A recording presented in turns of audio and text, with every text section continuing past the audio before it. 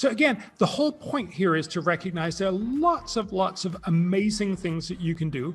And these I was real letting impacts. my internal cynic respond to your arguments and trying to adopt the position of someone who might be critical of them. I know that arguments for ameliorating the lot of the poor that were put forth in the 60s were often countermanded by the claims often of environmentalists that you don't want to help the poor because they'll breed more, and that will just lead to more of the kind of problems that you're trying to solve. And so, you know, the question might be, why would someone object to saving 1 million children a year through immunization, or I think you said 2 million children as a consequence of enhanced maternal care? And I can imagine similar arguments like that being raised, you know, whether consciously or implicitly. But those things should be made implicit.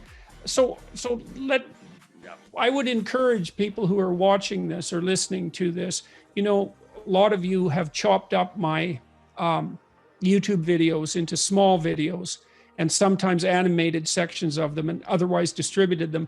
Bjorn just outlined the top 4 investment strategies for a better planet. And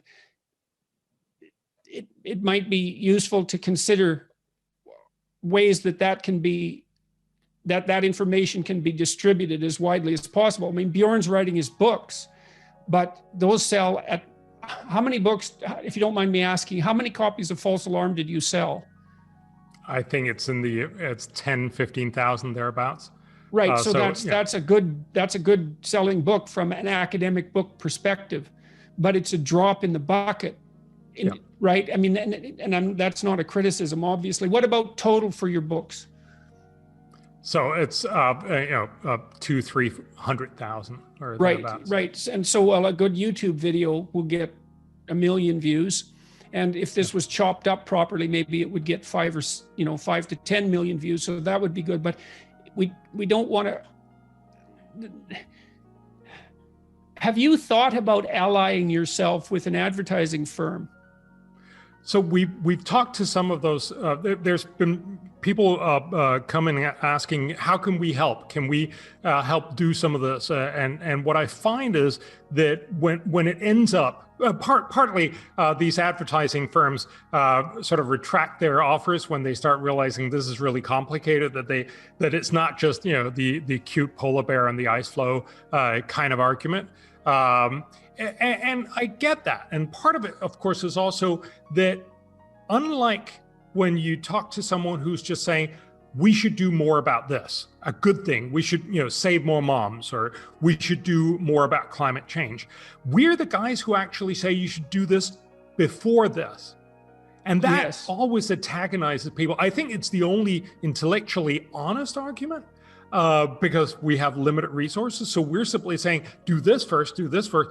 Don't do this first. Don't do this first. I think that's important, but that always creates a lot more antagonism. And I think that's one of the reasons why this is a much harder argument to make. And obviously my whole book on climate is very much about... You don't have the problem of having to say no if you stay in the hypothetical.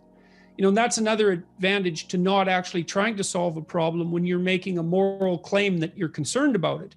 Because you can be concerned about global warming and world poverty and the lack of education of women and a host of other issues and never make a sacrifice in your concerns as long as you actually don't try to practically address those problems. Because then you're faced with the horrible necessity of prioritization. And maybe that is part of what makes you unpopular to the degree that people are not so much resisting your message, but critical of your approach.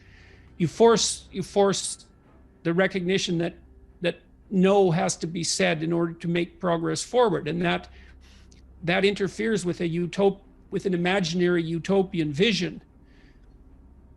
But and so that makes romanticizing the venture much more difficult. It doesn't seem impossible, though. I mean, you could imagine a heart-rending and emotionally compelling video addressing the utility of restoring to health someone who was suffering from tuberculosis or preventing it in the first place. I mean, these things don't seem completely impossible. You haven't found any marketing or advertising agency that's willing to partner with you in the sale of any of these ideas.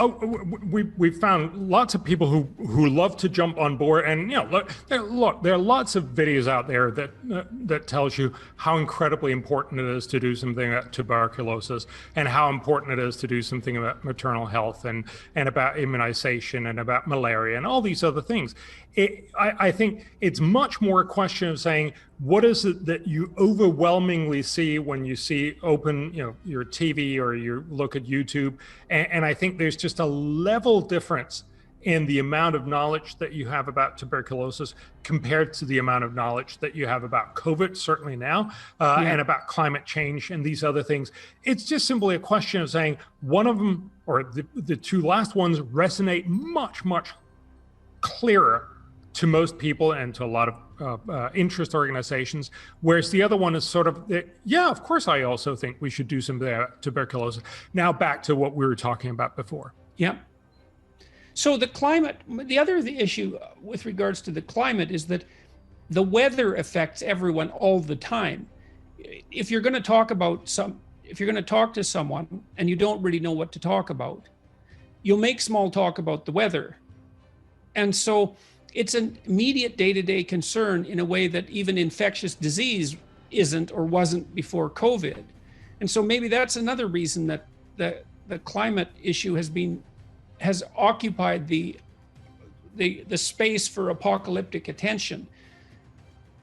If there is a too hot summer or an extraordinarily hot summer, you have an explanation for it, and it's something that affects you while it's happening, or a too cold winter day, or too much wind, or too much rain, or any of the extreme weather events that can manifest themselves. So there's an immediacy to weather that seems to be associated perhaps with the emotional resonance of climate change that's also perhaps working against these rational arguments. Well, there's certainly something. So we have research that shows that when it's hot, people believe more in global warming than when it's cold. So there definitely is these kinds of very, very simple connections. On the other hand, if you think about it, when you talk about global warming, it's going to be, let's say, 4 degrees centigrade hotter in 100 years. That's actually really hard to imagine that most people would get very worked up about. And that's, of course, also what you saw for the first 20 years or so of global warming. What has happened is that shift from the focus on the basic outcomes of global warming to these catastrophic outcomes. So that every time you see a storm, every time you see